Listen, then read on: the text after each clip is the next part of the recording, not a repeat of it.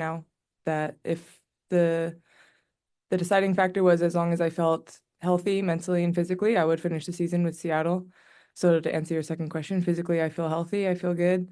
I took about a week mentally after the Olympics. And yeah, I mean, I've been in conversations with Noe and Talisa and Lisa all summer, just keeping them updated how I feel. And we all decided that we would talk about it after the Olympics. And obviously the team's in a very different spot, particularly in the standings in terms of record this year than last year when you came back midseason. Just how different is it from this season to last season? And does it feel any different or does it feel the same somehow? It feels the same because this feels like home and it's a system I'm familiar with, a staff I'm familiar with, players I'm familiar with, but it does feel very different. I mean, today was fun. I had fun at practice today, just playing with such intelligent players and great people. Not that, I mean, my teammates were great too in France, but I don't know. I just love the culture we have here. You've obviously building off of that. I'm just curious when you were shown on the big screen earlier in the season, you seemed kind of surprised at the reaction you got from the crowd. Is that do you know how much the fans here love you? Like, obviously, you have talked at length about enjoying being here, but why did that surprise you, I guess? I don't know, it was loud. It just surprised me. I wasn't expecting that at all.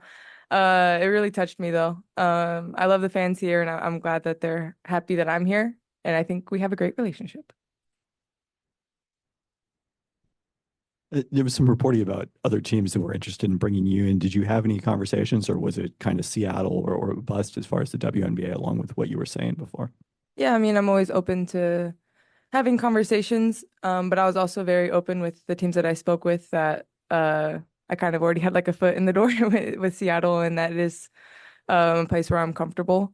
But it's always good to explore options. But yeah, I wasn't really going anywhere. And along the lines of that previous question, now you're stepping into a stretch run, a team that's fighting for home court advantage. What do you think you can bring over the next month here to help the Storm climb in the standings? Noe's just said, she's going to use me to kind of plug holes that we have. If we need help at the backup point guard one day, if it's me playing at the three one day, just like she said, be that kind of Swiss Army knife. She's calling it the French Army knife now. She's like, just kind of be that adaptable player for us, and that's kind of what I like to do, and it's what I've always done here. So just the same role I think I've had. Oh, let's take a few questions from the Zoom. Jeff Brown will go first, and then we'll go to Christian. Yeah, Gabby, I think you first welcome back. But I think you've touched on it a little bit already, but like you've had the option to go even last year to a different team. What are some of the things that really pull you to Seattle? I love our staff. I love my teammates here, first of all.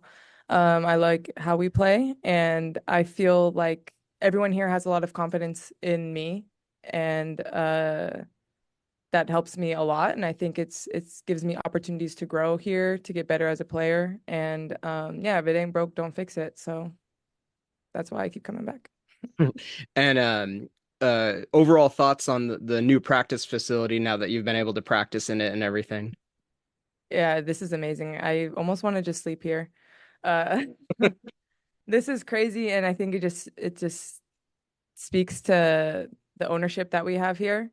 And I mean, they're thinking ahead. They're thinking of things that we haven't even thought of that we might need.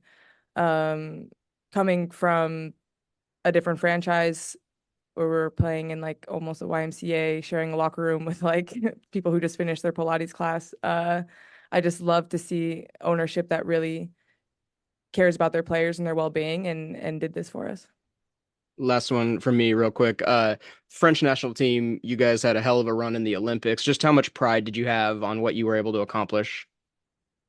Yeah, it was, I mean, we've been building up to it for 3 years. So I'm happy that, it wasn't exactly the result we wanted. The dream was to get the gold, but I think what we did made a lot of people proud. And I think I didn't really even realize until a few days after the game what kind of like impact it had on the country and the people. So um, yeah, that was an amazing experience. It was amazing to have my family there. All of my family from Paris and the States were there. So just to share that moment with like my loved ones was amazing. Thank you, Gabby. And let's go to Christian, and we'll take a few more here in the room. Hi, Gabby. Welcome back to Seattle. Just kind of wondering how you've been, coming from the Olympics to coming back to the WNBA and how that kind of, transfer has been.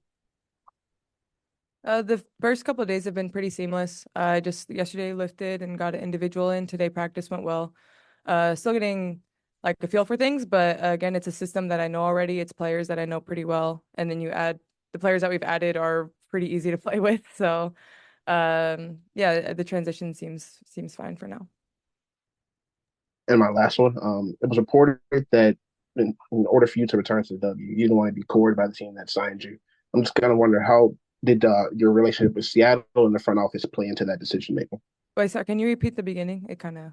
Yeah, sorry. It was reported that for you to return to the WNBA, you didn't want to be cored by the team that you signed with, and just kind of wondering how much did your relationship with Seattle and the front office play into that decision making? I mean, we're very transparent with each other. Right now we're just going to focus on finishing the season. But I know that no matter what happens, they'll respect what I want. I'll respect what they want. And what I like about this ownership and staff is that we can be 100% transparent with each other, and I trust that. Thank you. Hi, Gabby. How you doing? Good, how are you? Good. Hey, just how is your role on the team this year maybe changed from the past 2 years? I'm coming even later this time, which I didn't think was possible. I'm gonna keep pushing it, but no, I'm not. So I'm really like I said, just trying to plug in holes, like Noe said. If one day they need me to just kind of be a defensive stopper, I'll do it. If they need me to handle the ball a bit more. So just doing the things that I do normally, I guess, and just using that to kind of plug in where I fit in. 12 games left. Is it enough for you to kind of get into the groove of things, to figure them out, for them to figure you out? Well, we already know each other. We already know each other. I don't think there's much figuring out to do. I mean, hopefully, yeah, I guess to answer your question, isn't that what we all want? But like I said, I already know everyone here. The staff knows me, and then the players that we have added it's very easy to play with them. So I don't see a problem with that. Just if you could go elaborate a little bit. You said you like playing with this team, the players and all that. What do you like? What is it that you like about it? I love the way that we read and react.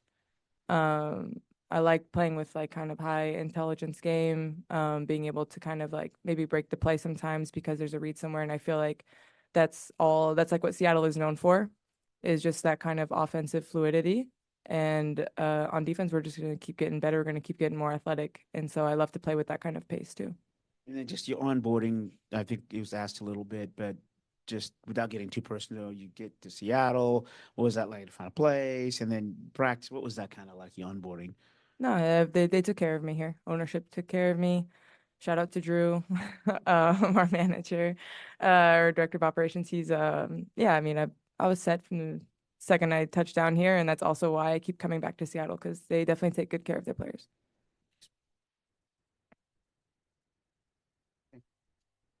You mentioned it was a couple of days after the Olympics before you kind of realized what kind of impact it had in France. What were the experiences that helped you kind of realize that, and what did it mean? Just like obviously getting kind of recognized a bit more on the street. But just I was expecting people to like kind of be upset with me because it was me who like stepped on the line. But every single person that came up to me, every comment that I saw was just like, thank you for that game. You made us, I don't know how to say it in English, like vibrate. But I mean, the fans have just been so supportive in France, and it means a lot that we were able to like touch so many people. Everyone saw how hard we worked, I think, and that's what really touches me. I guess this last one, maybe, or Zoom. You mentioned really liking the coaching staff here, and we heard when Skylar and Nneka signed here, that they really wanted to play for Coach Quinn. Just wondering if you could talk a little bit about what you like about her or her systems, or just why you want to play for her, this being your third season with her now.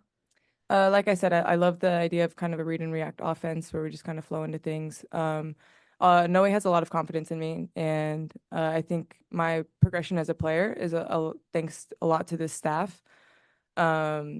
It took me a while to like kind of get used to having that much like freedom, like knowing like, no, I'm allowed to take that shot. I'm allowed to have that drive. I'm allowed to do what I do. And yeah, I think I'm just gonna keep getting better as long as I'm with this staff.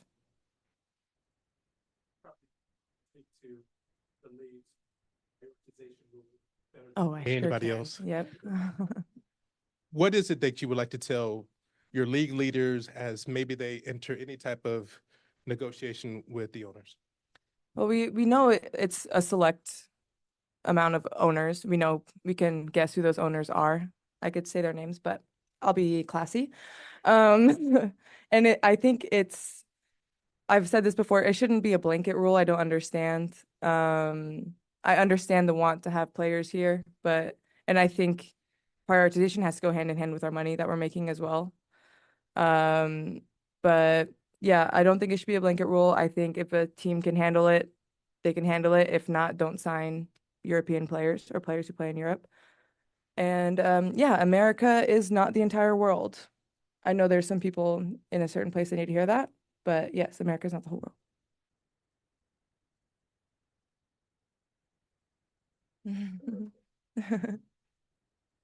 I'll take a few more on the Zoom. Alberta, and then we'll go to Andy. Alberta, go ahead. Gabby, welcome back to Seattle. A lot of the conversation has been around how you and Jordan Horston are going to operate together. How do you see you two collaborating on the court? And have you had a chance to practice with her this time around already?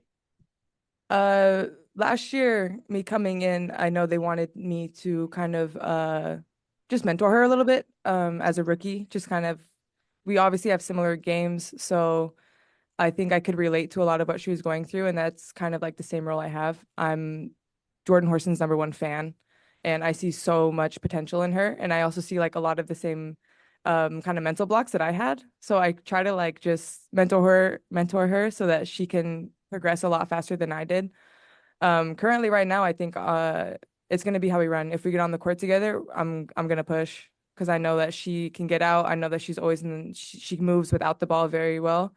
And I think our games can kind of complement each other that way. Just playing with pace, playing with movement, and then of course on defense, we can be really dynamic.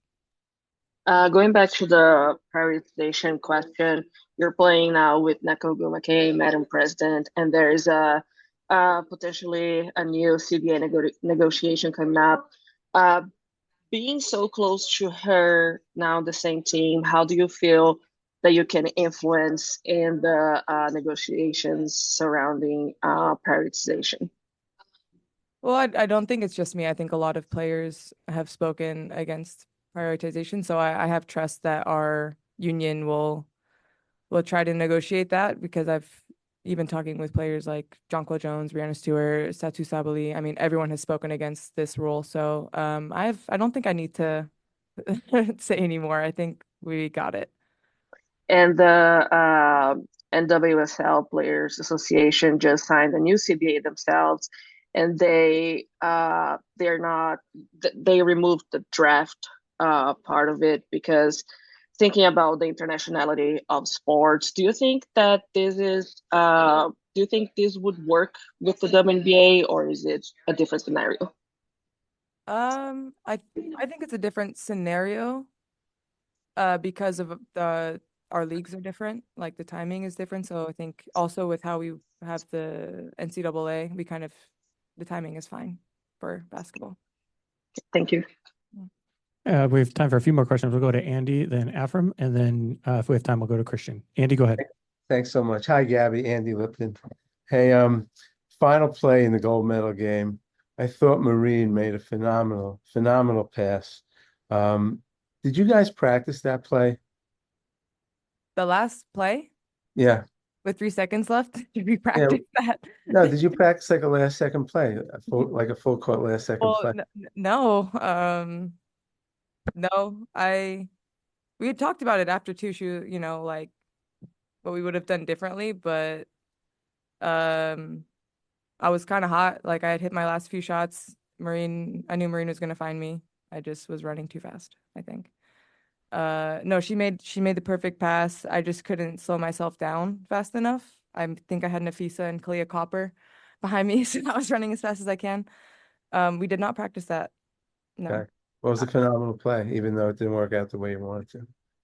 No, we just, yeah. All right, thanks, Andy. And we'll go to Afra. Hi, Gabby. Offer here with the lead. Welcome back to Seattle, first of all. Yeah. So far, Seattle has been playing some really good defense, and you're regarded as a top two-way player in this league. What have you seen from their defense that you've really liked, and what do you hope to contribute to it? Well, we're very athletic, so we get a lot of tips. What I saw just today and what we even talked about was just kind of like finishing out plays.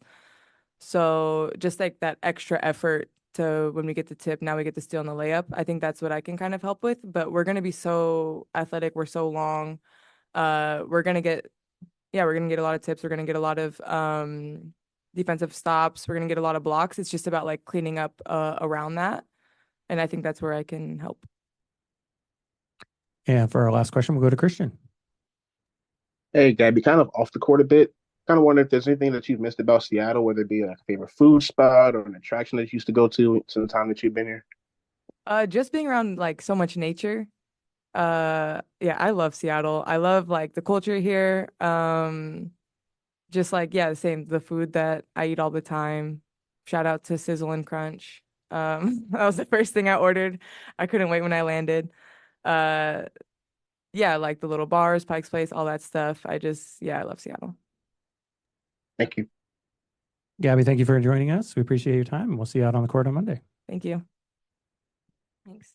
Gabby, what's the phrase? The French phrase? Tu m'as fait vibrer. And I don't know.